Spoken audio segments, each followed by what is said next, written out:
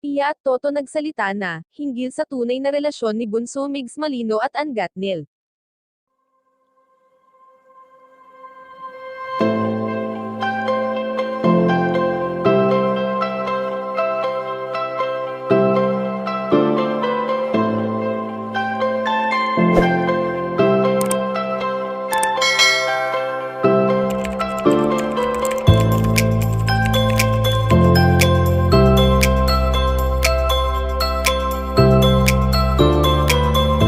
Kilala naman natin ang pamangkin ni Bunso Migs Malino na si Toto at ang asawa na nito ngayong si Pia.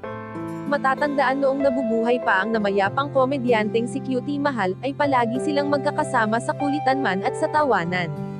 Solid ang pakikasama noon ni na Toto at Pia sa kanilang ate Mahal, na hindi na rin iba ang naging turing nila, at hindi naman lingid sa ating kaalaman na malaki rin ang pasasalamat ng mag-asawa kay Cutie Mahal at sa masayang alaalang naiwan nito.